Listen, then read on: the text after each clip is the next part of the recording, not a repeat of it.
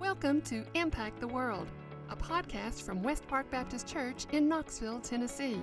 This is where we discuss topics related to how we can all love God, love people, and impact the world. Here's your host, Tara Hayes. I am your host, Tara Hayes, and I'm excited about today. If you've listened to some recent episodes, I've had the chance to sit down with Matthew Goldstein and talk about college ministry and young adult ministry and just some things that are happening there and the exciting things that God's doing. And today I have someone that is very well acquainted with those ministries, Rebecca Robinson. Hey, Rebecca. Hey, Tara. Thanks so much for having me on the podcast today. I'm very excited about having you. I know we talked about this early in like the spring. Yeah. And at the time we were in construction and there was nowhere to record. This is true. Yeah. And then you've been gone for the summer and we'll get to that later. But so now we're finally getting the chance to sit down and have this conversation. I'm excited about it. It's going to be good. It's going to be a good time. Well, for those who might not know you, give us an introduction to yourself, your family, what you've been doing. Yeah. So my name's Rebecca. I grew up at West Park. And so I've kind of had my finger in all the different pots here at church. So and there's a lot of them. There are a lot. I grew up in some of our families remember having me in Puggles or in the nursery and through Awana and into the hub. And I played on it was the Axis band when I joined, but the hub worship team since, my 6th grade to right before I left for college. So I've been in and out of college group. I went away to Cedarville University in Ohio. So kind of been gone the past couple years, in and out a bunch. Yeah, but we've seen you. I've been around. Yep. So now I'm back in Knoxville and I'm in the young adult group. So I've kind of been all over the place, sometimes on the choir with Doug and sometimes in the hub, but I've been around. That's exciting. So tell us a little bit about just how these different ministries that you've been involved in at West Park over the years have kind of led you to where you are now. And I don't know if you want to start with what you did for the summer and then we can jump to a deeper conversation about that later. Or if you just want to start with, well, this is how these ministries influenced me. Yeah. Well, for the past 2 summers, I have been a missionary intern in Tokyo, Japan with Mission to the World, MTW. But I think all of that started really here at West Park. I never really intended a life in ministry, never really crossed my mind to be a missionary. But I taught a couple of kindergarten Sunday schools here, and I was in the preschool teaching, helping with the puppet show, and playing on the band, and volunteering for lock-ins with the elementary school kids, and working, teaching art classes and guitar for Cedarbrook Outreach. I think God just kind of put these things in my path, taking my interests, my love of music and art and community with other people, and just giving me the opportunity to serve Him. And that just kind of snowballed over and over and being the kind of person that's like, yeah, sure, I can do that. If you need help, why not? Yeah. Saying yes to so many things. Well, I ended up living in Tokyo for 6 months. Wow, that's exciting. So I know that also your family dynamic has played a lot into kind of your ministry and your point of view. And maybe you want to share a little bit about your family? Yeah, so Rob and Kathy are my parents, and I have 2 sisters, Laura and Kara. Kara is the middle child. I'm the youngest, and she was severely disabled with cerebral palsy. She passed away, I think, 2 years ago now. And honestly, that was so instrumental in my testimony and my family dynamic of having a sibling with severe, like, high needs. Changes the way that parents function, that a family functions. So the easiest way I can explain this to someone, because you really don't know it unless you've lived it, is everyday simple tasks become really challenging. And, if you have a family of 3 kids, you can all load up into the van and go down to McDonald's for dinner or go on a family vacation, and it's so normal. But for us, just getting me to Wednesday night church was laborious. Having to load my sister into her car seat in the chair when she's 120 pounds and my mom has to lift her, or having just routines and getting to school and, okay, who can carpool? How can I get there? Can I go early? Can I stay? And so a lot of that played into my personal testimony, and God used a lot of mental health struggles when I was younger, and feeling that differentiation and that isolation to kind of show my dependence upon God, and leaning into that service aspect of using opportunities at church to be with other people and find Christian community to take up arms with as I was growing up. But that's the kind of the family dynamic that gave me a perspective on life and the struggles that life can bring, and that everybody has a story and hardships. You just can't always see the full story when you look at the person. Right. And I know you, as a lot of people know, I'm part of the global team, and we had a time just to share with you before you went to Japan this year, because this is the second summer that you've been, that you got the opportunity to serve in Japan. And I know I was really moved by the way that you said that growing up in your life shaped you to serve specifically in Japan. And I think, why don't you share with us a little bit about what you did and how the culture is different there, and how this specifically equipped you to work with people in Japan? Absolutely. Japan is, well, I love the culture. I'm fascinated with the food and the art and everything about it. Their food is so pretty. So ornate and beautiful. But the thing that really fascinates me about the culture is how gridlocked they are. When you think about serving on missions, what I tend to think of before this experience was, oh, let me go to some remote place, ride in a Jeep with my safari hat and dig a well, or like take medical services out to the rainforests, and that kind of extreme first world thing. Well, Japan doesn't need that. Yeah. They are a first world country, so we can't take them medical things. We can't build them wells or houses. Right. They are sufficient in their own. But culturally, they're gridlocked with the people of you follow the rules, you worship your ancestors, you follow this path. And it's such a strong honor shame culture that people feel suffocating, that they're stuck in this culture of what's expected. And if they mess up, even on a small scale, you mess up at your job, you mess up on the street, you cause a scene. It's just this huge burden. Wow. There's no room for grace. No, it feels. no breathing. Yeah. But then when you introduce a foreigner, you bring in that American missionary or the Korean missionary. If you think of like atoms all stuck together, or like interlacing your fingers, we force gaps. Because I'm 5'9", white, and I talk loud. Okay, I'm not gonna fit into their culture. So by definition of me just existing as a Christian in Tokyo, I'm forcing apart the interlocked fingers. I'm forcing spaces to where, oh, she doesn't fit in. I can also not fit in and find a home here. I can belong to this community. Yeah. And then that, coupled with growing up with a lot of hardship and having a lot of mental struggles and having a bit of a darkness quality in myself and my personality, having that seriousness. When I talk to the Japanese people in a very dark, spiritually dark culture, they resonate with that. So I can bring all that God has given me, the spiritual scars, so to speak, that I bear. I bring that with me, and my 5'9" loud Americanness to Japan. You command attention. That's what we'll call it, Rebecca. Yeah, I command attention in the room. But then, so the Japanese people will look at me because I'm there, and then they start to hear what I'm saying, or just talking about my story, or talking about my testimony.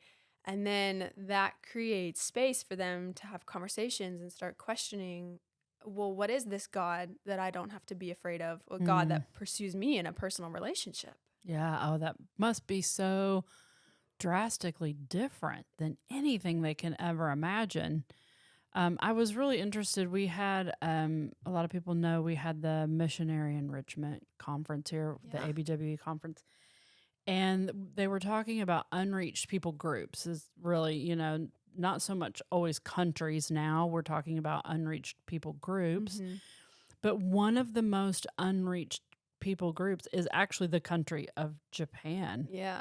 And I think I was a little surprised by that. But so to be given that opportunity to step in, like you said, like Mm-hmm. kind of have to, they see you, you're there, but they can relate to you, and you can build that ministry that way. I think that's exciting. And this is, like I said, the second year that you've been. So you had relationships with some people from the previous year. Were you able to go back and spend time at the same church, or did you see a lot of the same people? Yeah, pretty much everyone I worked with was people I met the year prior or friends of friends that I'd met the year prior. And that's probably the most impactful thing comparing summer 1 to summer 2 Mm, is, I think it's less than 1% of Japanese people are Christians. mm. And so in a country or in a city of Tokyo, that the population size is like 2 or 3 times this population size of Tennessee. Oh, wow. It's so rare that the person walking on the street is going to ever meet a Christian, Yeah. especially a Japanese Christian. And so for me to go as, this 21-year-old college kid, okay, sure, I'm an intern for a summer, great. You're getting work experience. I was doing some business while I was being a missionary. But then for me to come back Mm, shows, oh, they care. yeah. Like she really cares to come back. Yeah. To fly 14 hours 4 times back and forth. Yeah. And so being able to continue relationships, I think Japanese are kind of like, oh, what's the metaphor? Some countries are like coconuts and some countries are like peaches or Mm. any kind of stone fruit. So think of like Great Britain is more of a coconut where it's kind of hard to get into them. They're a little gruff on the outside, but once you kind of break the ice on a relationship, it's pretty easy to have a conversation with them. Yeah. Well, the Japanese can be the opposite. They're pretty soft on the outside. They have their manners and they're very Mhm. polite, but it's very hard to get to the inside of who they are. But once you create that relationship and you become a trusted friend, then it's they invite you to their home and introduce you to their friends, and you can have spiritual conversations a little bit more easily. Yeah. And so to go back and pursue not just college kids, but college kids and then their parents. Yeah. And to be a witness to more people because I'm getting more rooted in that community and going back to the same church, and they recognize me and they're like, "Oh, osashiburi, welcome back, long time no see." Yeah. So it's at that point, it's more, you've proven, the first summer, it's like, this is what I believe, this is what I think, or whatever. But now it's got action, it's got feet to it because you've come back that second year and are continuing to build that relationship. So tell us a little bit about what you did while you were in Japan. I thought this was fascinating as a person who enjoys art and culture and all of the fun things, but share a little bit about how ministry is different. I mean, like you said, you're not going over there building wells. Exactly. If you went over to try to deliver them something like that, it would be pointless. So you have to go about this in a very different way. So share a little bit about that. Yeah, okay. Well, to preface, I had 1,000 different hats, which is just kind of what I do. But I worked with the Community Arts Tokyo team. So Community Arts Tokyo is a nonprofit based in Tokyo, Japan, but they kind of function all throughout Japan, that takes artists and musicians and writers and performers and dancers and any kind of arts and uses that as a platform to talk about faith. So as a Christian artist, our ultimate inspiration as a creator comes from the creator. Right. And so using our various art forms as a way to say, okay, here's my story and here's the God that gave me this story and let me tell you about him. That is the soul of what Community Arts Tokyo does. And so That's so neat. whether that be planning events using my marketing degree and creating flyers and handing out and doing promotions, or going to a college class of Christianity 101 to a room of 300 college kids my age that have never ever met a Christian before, and here I am, this white girl up on stage trying to Oh, wow. tell them about God. Or, we traveling down to an art gallery and talking about the book I wrote, and then having a painting up on the wall I did the year before, and having a ballet dancer perform, Yeah. and just kind of all these gospel threads woven together into the tapestry that God has given us of this world of culture, of art. Yeah. And so many different forms, many different individual little projects, but that is the big overview. That's neat. Well, Japanese, I have a friend, a pretty good friend that's Japanese, and I can see, from a Japanese point of view, the culture is a very big thing there. The arts, Absolutely. art in general, music, performance, and so I think that's a really neat way to get involved and to shine a light, because that does grab their attention. Would be something that would appeal to them in a broad sense. So that's neat. You mentioned your book, and that is one thing I wanted to talk about. Tell us about your book, and we'll put a little link too on our show notes of how you can get the book. A little shameless plug. Hey, I asked, so it's not shameless. Okay. Hey, if the author doesn't promote their own book, That's then right. it's never going to be promoted. Well, this kind of relates to Japan too, because I wrote a picture book. It's called Penelope, Panda's Peculiar Family, and it is kind of a metaphorical reinterpretation of what I thought life was like as a kid, surrounded by medical equipment and living with a sister with high disabilities. And so it's kind of a fantastic world where oxygen tanks become dragons and you breathe fire, and wheelchairs become race cars, and handicap vans become rocket ships. And it's just, what would a kid think? And kind of creating awareness about glass child syndrome, which is a whole nother topic, but that's kind of... That could be an entire I know, podcast. it really could. But taking glass child syndrome and this concept and using it to create conversations with families with similar situations. Well, anyway, fast forward, I took it to Japan just as a collection of short stories, little blurbs of me thinking through as my sister was entering end of life phase. Yeah. And I showed it to these missionaries who my direct boss went and is a brainiac. He's went to Berkeley and has written 14,000 books. And Oh my word. so he saw my a manuscript, I guess, short stories, yeah. and was like, wow, you need to actually make something out of this. I'm giving you a presentation in 2 weeks. I hope you have some illustrations and can polish it up a little bit. Oh, wow. I didn't have characters. I didn't have designs. I just had a name and a couple of short stories. So I randomly Google Maps, art stores in Tokyo, which is harder to find than you think, not knowing anything about art stores there.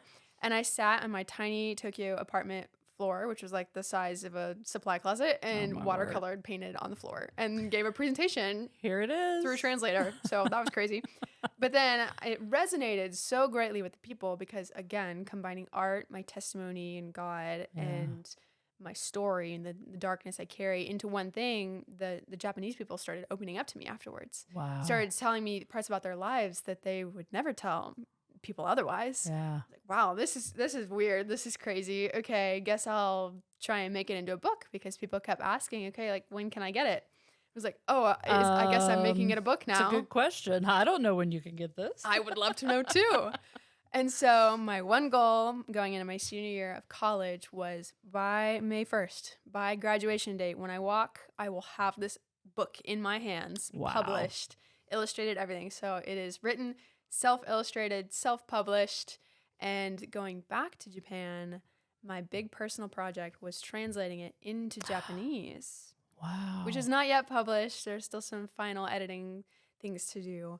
But being able to show and do another presentation with Japanese text, showing the story in their heart language, was such a cool development to see part A to part B. Yeah, that's so neat. Wow. I just think it's funny how, we always try to plan all these things we're going to do with our lives and a direction we're going to take. And I laugh now because I'm not doing anything at all that I thought I would do, when I went to college. Couldn't be happier though. But, just how God moves us one little bit at a time and how he uses that is exciting. So that does make me have a question. So do you speak Japanese? Are you learning Japanese? A little. It is so difficult. It is a hard language. Japanese to English or English to Japanese is one of the most difficult jumps because the grammatical structure is completely inverse. They don't use the Roman alphabet. They've got No. 3 alphabets of their own. And so I didn't realize I had 3 alphabets. they do. They do have 3. And so I think I went to Tokyo sitting on this plane. Mind you, I am terrified of language barriers, which is so ironic for this path that Then God let's has go to given Japan, me. of course. I know. I got on that plane knowing how to say, I'm sorry, I'm a foreigner. Oh. Sumimasen. Like I could say excuse me and Which just excuse Isn't everything that funny? that I did. They already know you're a foreigner. I know. This is the thing I can say is the thing that's obvious. Yeah. So true. But yeah, I'm studying. We did a few lessons while we were there, and of course, just trial by fire, Oh, getting into the yeah. deep end of the pool where you need Japanese to survive. Oh my. So I can have very, very, very basic conversations. But when the pastor's son, who's 21, starts talking to me in rapid slang, Oh no. I'm We're lost. gone. He tries to call me on the phone, trying to plan something. I'm gone. I don't know no. a thing you're saying. I always Google Translate your text messages. That's funny. That's really funny. So did you usually have a translator then, or do most of them speak English? I worked with all American missionaries. Oh, okay. And then most of the people in the church speak a little bit of English. It's their school system treats English the way we treat Spanish here. Okay. Of pretty much everyone tries to learn it at some point, Right. and it is required for them, so it's more intense than our Spanish equivalent. Right. But they don't have to learn it unless they're going into certain areas of business and higher corporate levels or traveling a lot. Yeah. And so going to like a restaurant or coffee shop or someone on the street, probably Japanese only. Yeah. But for like the pastor that has studied different theologians and a lot of those texts are in English, his English is better.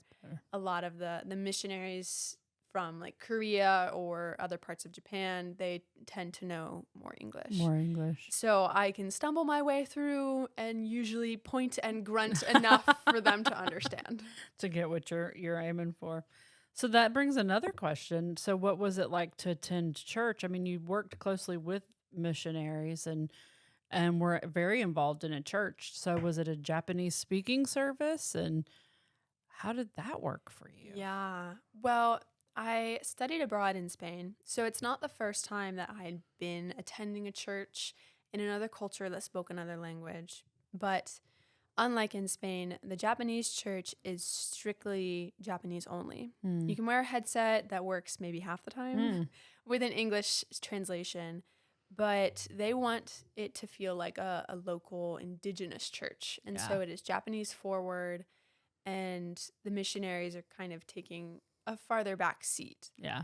Well, as an intern that doesn't really know enough Japanese to keep up with a sermon, I would spend a lot of time Google translating a lot of the words that he said. Yeah. But I think there is a degree of loneliness that comes with that. And for any international people that attend West Park, having worship services conducted in something that is not your heart language is a little bit more difficult to get into that posture of worship. Yeah. I remember the first summer I had a few weeks break when the missionaries were on a retreat. And so a couple of the other interns and I went to Korea as just a personal trip with our own funds, just to meet missionaries over there and see what it was like. And that was the first time in about 2 months we had been to an English-speaking church. It was a Korean church, but it was English. And I remember both of us, being not very emotional people, were just, wow, heart-wrenched at this. Just means so much to hear English sung and spoken, and I can go up to anyone and have an in-depth conversation. I don't have to struggle with that language barrier. And so this concept of ethnodoxology, worshiping in one's heart language, is so important as a missional mindset, and for people in churches to remember when internationals come, or even just third culture people come to our congregations and join us, that this might not be what their heart language, that their inner prayer, their inner monologue is not this language. It's not English. Yeah. And it does, This earlier this summer, I had the opportunity to go to Egypt, and it had been several years since I had taken an international trip and been in a country that they're not speaking English, Yeah. And that was one of the things when I came home, I was just reminded all over again how important it is as believers in a church that we are having more and more opportunity for people from other cultures and countries to visit and just to make them feel welcome because it is, I mean, not being able to worship in your own, like you say, heart language, it's difficult. It just gave me more compassion for people that you see out and you think, they don't speak English. They're just trying to get to a doctor. They're trying to go to the store. They're Mhm. trying to find an art store. I mean, Yeah. but I think it's a good reminder for us in general, especially for people to try to understand that have not had the opportunity really to travel internationally and see what that's to feel that, to be that person that is you're plucked up out of your culture and you're put somewhere else. Exactly. Yeah. I do have this one funny story that Oh, kind please of share. is the other side of this coin. It's degrading on my own part, but there was this one Sunday this past summer where it had just been a long week and I was missing some good old fried chicken and Southern hospitality and being at a service thinking, I don't belong here. This is Mm. not my church. This is not my language. I feel like such an outsider. Like, I feel so removed and so cut off from this community when in reality, I was not. In reality, I was very much loved. It had just been a really long It's week. a long week. I get it. And they had taken communion. They were taking communion that day. And I was like, I don't feel like I belong at this table. And in my mind, be the Holy Spirit was like, this is an ordinance. Mm. Like, I command you to sit your butt down at this table and join family dinner and take communion. And just reminding myself, rooting in the truth of scripture of we are God's chosen family. Right. And so even if you feel like you don't belong in a church, if you feel like you don't belong at West Park, you do. You are part of God's family. And so it's difficult. It might not feel comfortable. It might not feel like your community, your heart language, your Yeah. people. But on this side of heaven, nothing is truly our home. Our home So is true. with God in the new kingdom. And so even if you feel totally ostracized and not part of the family you are, know that Yeah. you are loved and you are part. Wow. That's such a great reminder. And I know that's something that we really strive at West Park to foster as community and as an important part of our worship and just sharing life together with each other and becoming more like Jesus. And I love that you shared that.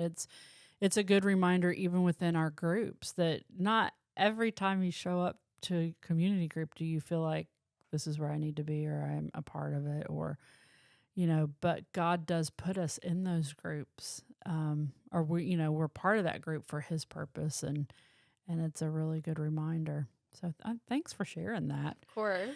So, how much do you? Well, not how much, but so what do you see coming next? Going do you forward. think maybe going forward, maybe another trip to Japan? Oh, yeah. Yeah, there's always a reason for me to try to leave the country, much to my parents' too. disdain.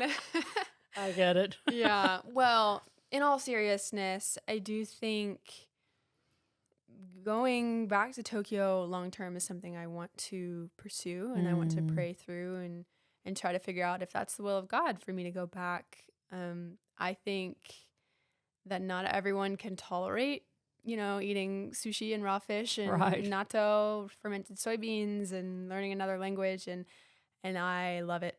It gets me Oh. up in the morning. It's Oh, wow. exhilarating. It's exhausting, but it's the kind of hard work that one enjoys to Yeah. do. And so I had one of my theology professors at school say, you're not going to wake up one day and be like, get your postcard in the mail from God that says you're a missionary in Tokyo. Go and think, oh, I have I to go. have to do this. This just sounds awful. I don't want to, but I have to. Like, Yeah. you're going to have a passion for the people and a heart for the Yeah. nations and a heart for the gospel to take it. And so praying through that of, Lord, I have this desire.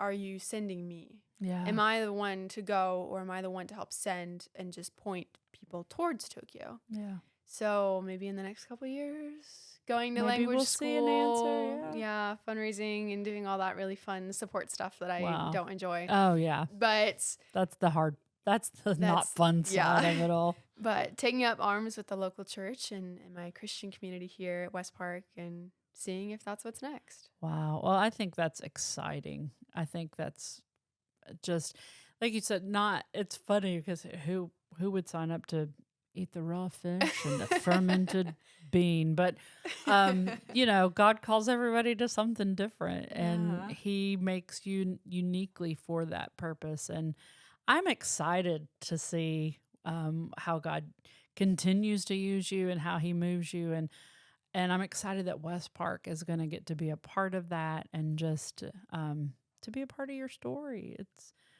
like you said, you've been here your entire life, and it's just fun to kind of trace that line and watch it go forward. Yeah, it's good to kind of grow roots here again after being in and out so much for college and gone during the summers overseas.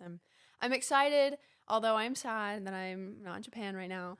I am excited to dig roots into this booming young adult community. Oh my goodness, I come back and there are so many people my age. Yeah, it is growing like wildfire. It's exciting. It's really exciting. So I know that you will be a fantastic addition to that. So we're glad you're home. We'll take you as long as you'll be here, but we'll release you to the Lord's plan too. You can, move forward. But is there anything else you want to share? I know that's kind of a loaded question. Yeah. I mean, I could talk about travel and culture in Japan till kingdom comes. Maybe we'll start a secondary podcast where we talk about travel and culture. I could be on that too. But thanks for joining me today. And it's been great to just sit down and hear your heart. And like I said, I will put a link to your book in the show notes. Absolutely. It's available on Amazon and barnesandnoble.com. There you go. All the places. Hey, we're getting a Barnes & Noble out in Farragut. Are we really? Yeah. That's exciting. People on this podcast need to know that. But anyway, they're probably like, what does that have to do with anything? You can go to the Barnes & Noble in Farragut and buy Rebecca's book. That's why I said that. Well, online. I'm not big enough to have it in store yet. Well, I'm going to talk to him. I have no power. Okay. Anyway, thanks again for joining me today. It's been great to talk with you. It's been fun. We look forward to seeing you again soon. Thank you for listening to Impact the World, produced by West Park Baptist Church in Knoxville, Tennessee. If you enjoyed this episode, consider subscribing, leaving a review, or sharing with a friend.